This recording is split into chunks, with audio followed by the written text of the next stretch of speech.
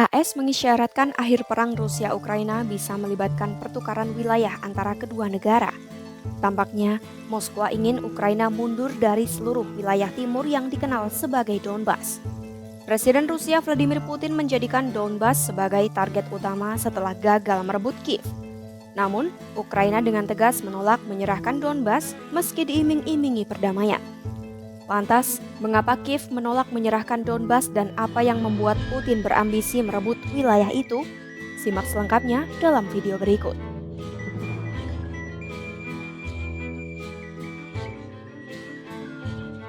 Presiden AS Donald Trump mengumumkan akan bertemu dengan Putin pada Jumat 15 Agustus 2025.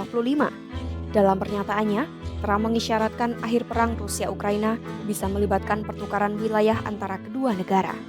Menurut pejabat Eropa yang berbicara dengan pemerintahan Trump, Moskwa menginginkan Ukraina mundur sepenuhnya dari wilayah timur yang dikenal sebagai Donbas. Pejabat Ukraina langsung menolak ide itu.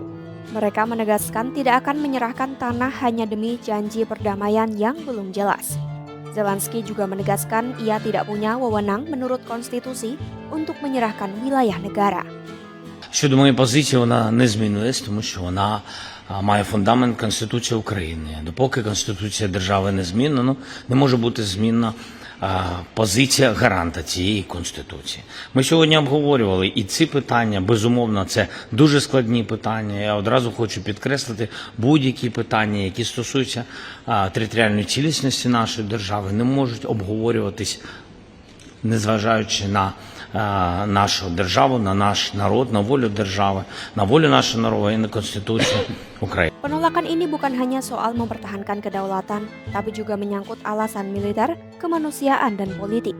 Donbas diketahui merupakan gabungan dua wilayah besar di timur, Luhansk dan Donetsk, yang membentang dari dekat Mariupol hingga perbatasan Rusia. Wilayah itu selama ini menjadi benteng yang melindungi Ukraina. Ribuan rakyatnya telah bertarung dan berkorban nyawa untuk mempertahankan wilayah tersebut. Donbas pernah menjadi lokasi pertempuran paling mematikan saat Perang Dunia II dan kini tetap menjadi garis depan yang diperebutkan dengan sengit. Dalam perang saat ini, Ukraina bertahan di kota-kota seperti Bakhmut dan Avdiivka selama bertahun-tahun, membuat Rusia membayar mahal setiap kilometer yang mereka kuasai. Kedua kota itu adalah satu-satunya kota besar yang berhasil direbut Rusia sejak tahun pertama perang. Kota-kota Ukraina yang tersisa di Donbas terhubung oleh satu jalur jalan dari utara ke selatan, membentuk garis pertahanan vital. Ketua Pusat Keamanan dan Kerjasama Ukraina, Serhiy Kuzan, menilai menyerahkan Donbas sama saja meruntuhkan seluruh garis pertahanan. Jika Donbas diserahkan, Rusia akan menguasai benteng-benteng pertahanan yang dibangun Ukraina dengan biaya puluhan juta dolar, infrastruktur kereta api penting, serta tanah yang kaya mineral dan batu bara. Menurut Institut Studi Perang di Washington, kehilangan Donbas akan memudahkan Rusia melanjutkan serangan dan bergerak ke barat. Di luar kota ini, terdapat lahan terbuka luas yang menjadi pintu gerbang ke jantung Ukraina. Jika Rusia mengambil alih Donbas, ratusan ribu orang bisa kehilangan rumah atau hidup dalam pendudukan yang keras. Di wilayah Donetsk yang masih dikuasai Ukraina, ada lebih dari 200.000 warga sipil. Dari total 1.298 permukiman di wilayah ini, 847 sudah diduduki Rusia, termasuk 447 desa dan kota kecil yang mereka kuasai sejak mencaplok Crimea pada 2014. Survei juga menunjukkan lebih dari 3/4 rakyat Ukraina menolak pertukaran tanah demi perdamaian. Meski begitu, sejarawan Yaroslav Ritsak menilai tidak menutup kemungkinan adanya kesepakatan besar di masa depan. Tapi menurutnya, kesepakatan itu harus mencakup komitmen Rusia untuk meninggalkan seluruh Ukraina Selatan.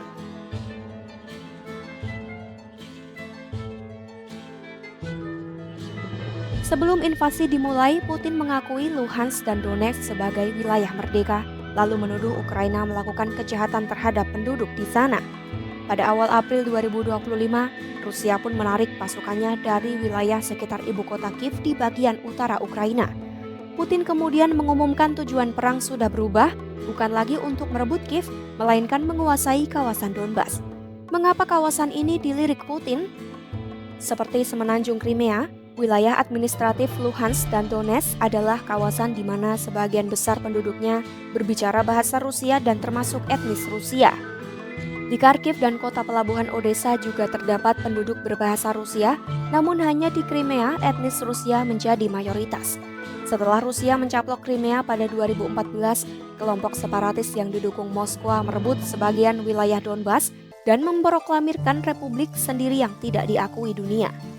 Secara sejarah, hingga pertengahan abad ke-19, kawasan Donbas menjadi salah satu pusat terpenting industrialisasi Uni Soviet karena kaya batu bara.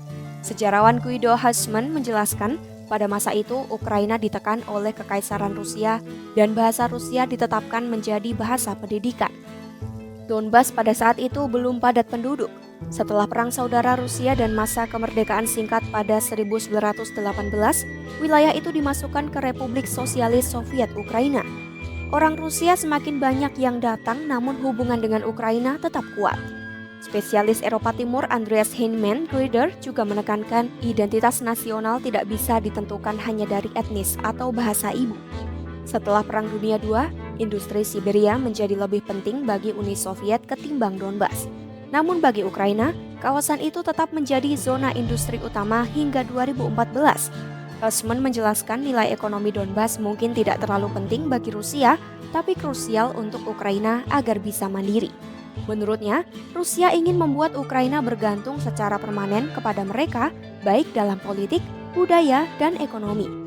Bagi Putin, kemenangan di Donbas juga akan menjadi simbol politik setelah gagal merebut Kiev.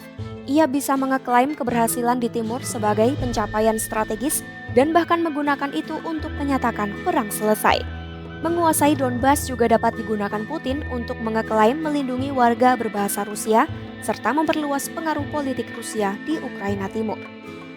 Ukraina menolak menyerahkan Donbas karena wilayah itu bagian sah dari kedaulatan negara, memiliki nilai ekonomi besar, serta menjadi simbol persatuan dan perlawanan terhadap agresi Rusia. Putin ingin menguasai Donbas karena wilayah ini penting secara strategis dan politis, memiliki sumber daya industri, menjadi simbol kemenangan setelah gagal merebut Kiev, serta untuk mendukung rencana mencaplok dan menguatkan cengkeraman Rusia di Ukraina. Apakah nantinya Donbas akan jatuh ke tangan Rusia? Pantau terus perkembangannya hanya di YouTube Kompas.com.